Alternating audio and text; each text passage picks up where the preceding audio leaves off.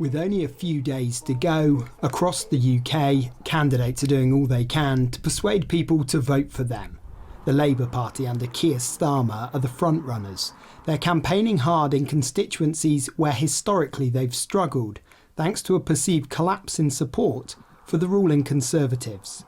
For Labour, their message has not been so much about delivering new, improved services, though they've talked a bit about the health service and improving public services. It's been about change. Vote for the Labour Party for change and moving on from what they describe as the chaos of the Conservative years in government. Others are trying to pick up Conservative votes as well. Here on the streets of Bristol in southwest England, the co-leader of the Green Party believes they offer the best solution to many of those who are struggling. While some people are doing very well, we have people in full-time work, like nurses, who are having to rely on food banks and wash their clothes at the hospital because they can't afford to run a washing machine at home. That is totally unacceptable, especially in a wealthy country like the UK. Conservative Party leader, Prime Minister Rishi Sunak, surprised many by calling a July election. Most had assumed it would be towards the end of the year. The element of surprise doesn't seem to have paid off. All the opinion polls are predicting a heavy defeat.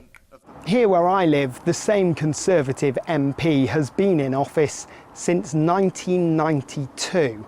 5 years ago, at the time of the last election, there were dozens of placards in people's gardens urging others to vote Conservative. This time around, I haven't seen any. And the latest polling suggests that the Labour candidate is going to win here for the first time in decades. Such is the discontent, someone has even paid for their own billboard to make their feelings known. Political infighting, a cost of living crisis and a perceived underfunding of public services have all hurt the Conservatives' popularity.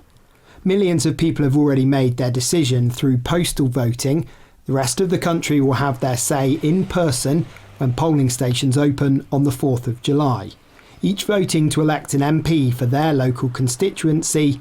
By the next day, we should have a clear idea of which party has enough MPs to form a government and get the keys to Downing Street.